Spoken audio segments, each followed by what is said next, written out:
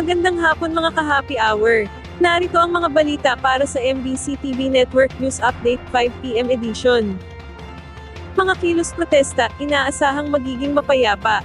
Inaasahan ni Defense Secretary Gilbert Gibo Teodoro na magiging mapayapa ang trillion peso march na gaganapin ngayong araw sa Maynila at Quezon City. Sinabi ni Teodoro sa DZRH Stories na naniniwala siyang magiging maayos ang pagtitipon ng iba't ibang grupo sa kabila ng mga posibleng banta. Iginiit ni Teodoro na laging nakahanda ang pamahalaan sa anumang worst case scenario kaya't may mga nakaabang na ambulansya at emergency services bilang bahagi ng contingency plan. Ayon sa Philippine National Police, mahigit 15,000 pulis ang ide-deploy upang masiguro ang kaayusan at kaligtasan ng publiko. Inaasahan ng Metropolitan Manila Development Authority na aabot sa 50,000 katao ang lalahok dahilan upang magpatupad ng rerouting sa mga pangunahing kalsada. Ang trillion peso march ay ikalawang malaking kilos protesta laban sa umano'y trillion peso anomaly sa flood control projects ng pamahalaan. Sa kabila ng mga babala, tiniyak ni Teodoro na igagalang ang karapatan sa mapayapang pagtitipon, ngunit binalaan ng mga grupong magtutulak ng kaguluhan na maaari silang arestuhin.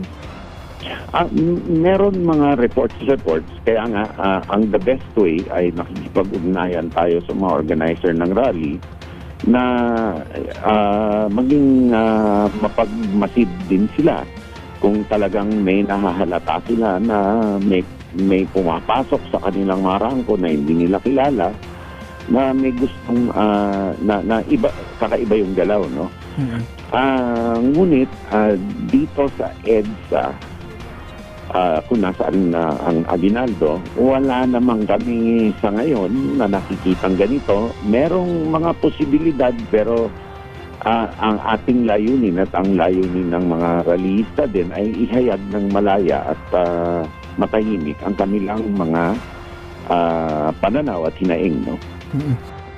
Samantala, sa Showbiz Spotted, Miss Grand International 2025 Emma Tiglao, sinalubong ng mga Pinoy pageant fans sa kanyang Grand Homecoming Parade. Nagkaroon ng engranding homecoming parade si Miss Grand International 2025 Emma Tiglao noong November 24 sa Makati City. Kasama niya sa nasabing parada si Miss Grand International First Runner-up Gatchabel Gatchapen at Miss Grand International President Nawat Itchara Grisel.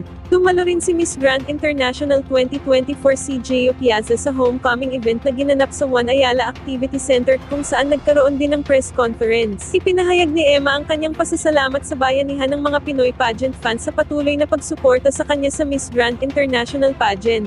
Dagdag pa niya, tila naging isang friendly competition ang laban sa pagitan nila ni Gatchabel.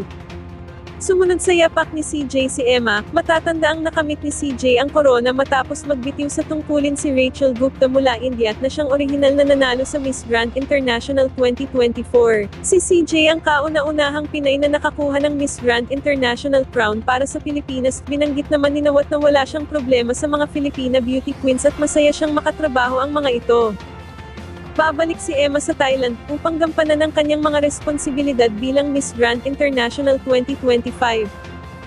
Bago tayo magtapos, narito na ang Christmas countdown ngayong araw ng Linggo. 25 days na lang, Pasko na.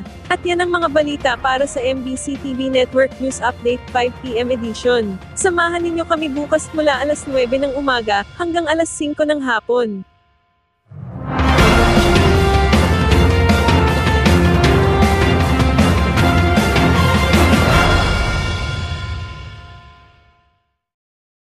Mga ka-happy hour, kung gusto mong manood ang mga balita sa MBC TV Network News Update, mag-subscribe sa aming YouTube channel, i-like ang aming Facebook page, at i-follow sa aming TikTok account.